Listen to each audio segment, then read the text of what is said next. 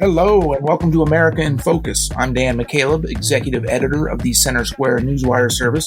Joining me today is Casey Harper, the Center Square's Washington, D.C. Bureau Chief. We are recording this on Friday, March 17th. Well, let's get into it today. Got a lot to talk about. There has been a lot of talk in recent months about increased federal spending. Congress faces a looming debt limit cap, wherein the federal government could default on its debt if the cap isn't raised. Federal debt is now approaching $32 trillion.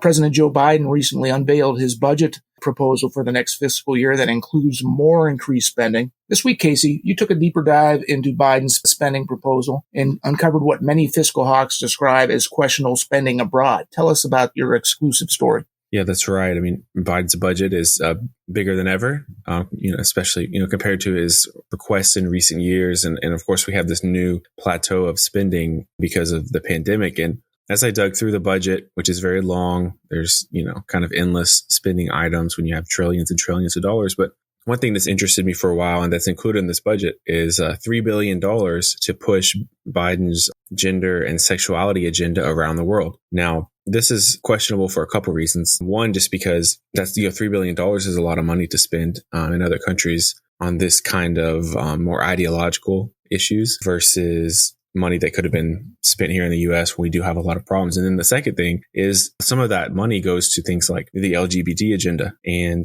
I'm not sure that our country's really agreed on that here domestically, especially not enough to be pushing things like transgenderism to other countries, especially when many of those countries are far less accepting of that kind of thing than we are. I mean, it's kind of interesting to imagine going to a religiously Muslim country and trying to push the LGBT sound bites on them when, they are like Saudi Arabia just started letting women drive. So I'm not sure, what kind of like the strategy there, but it's interesting nonetheless. And we dove into it and, we can go back and forth on this, Dan. But the thing that's really interesting to me also is that this fund or this kind of spending has in the past been used to do things like help young girls and women in countries where they're oppressed, right? Which I think is something most Americans will really get behind, supporting, literacy and helping, in countries where women really don't have many rights at all or oppressed, get on their feet and that kind of thing. But now a greater and greater percentage of that money is going to help, gay and transgender people, right? And so that's obviously a much more controversial issue than helping like 8-year-old girls learn to read. And also the fact that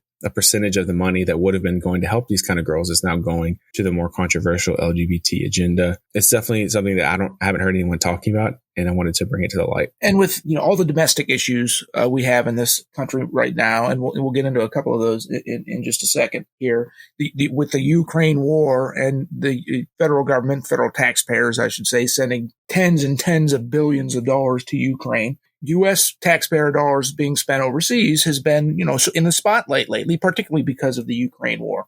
Now President Biden wants to send more than $3 billion overseas to promote his gender agenda. And it's understandable why that spending would come under scrutiny. Let's just bring up a couple of those domestic issues. We have a border crisis at the southern border, right? Opioid deaths from fentanyl poisonings have been just skyrocketing in recent years. You pointed out in your story that just $40 million in Biden's proposed budget goes towards the fentanyl crisis and fighting the fentanyl crisis. More than $3 billion going overseas for gender identity issues, $40 million just for the fentanyl crisis. What did critics tell you about that? Yeah, you're right. I mean, this is a matter of priority. The criticism was not kind. I mean, different people just pointed out sort of similar along the lines of things we've hinted at, which is why are we prioritizing overseas issues? I mean, of course, Ukraine funding in its own right has become increasingly controversial, especially when we have things like the opioid crisis, fentanyl, and the southern border. And it's really reflected in the budget, that priority. So when you just do a keyword search of the budget, the word equity is mentioned 62 times. Inflation is mentioned 56 times, but if you don't count where it says the Inflation Reduction Act did this and it's, not actually related to something inflation related, it's actually far less. So inflation is mentioned far less than equity.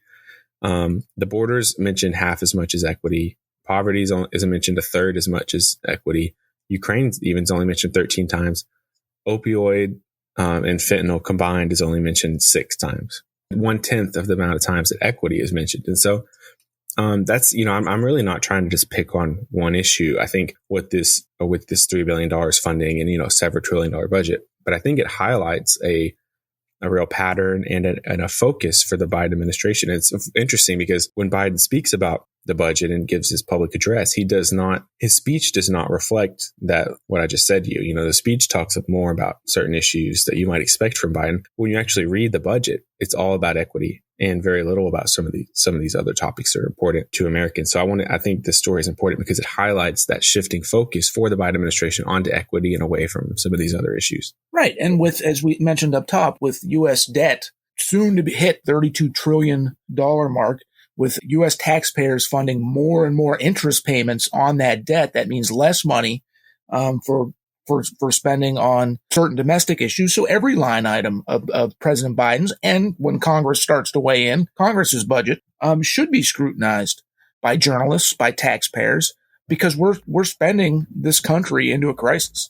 Right. And it's just interesting that I try to give us a little plug every podcast at thecentersquare.com, but we really are writing about things that the mainstream media is just not even talking about. I mean, you're not going to really find that story in the mainstream media at all. And so it's especially when it comes to these taxpayer issues, we're going to pull it out and say, hey, you may be okay with this, but you should at least know about it. Thank you for digging into those details. I look forward to your further scrutiny of President Biden's budget, and later when Congress gets involved, the congressional budget. Listeners can keep up with this story and more at thecentersquare.com. For Casey Harper, I'm Dan McCaleb. Please subscribe, and thank you for listening.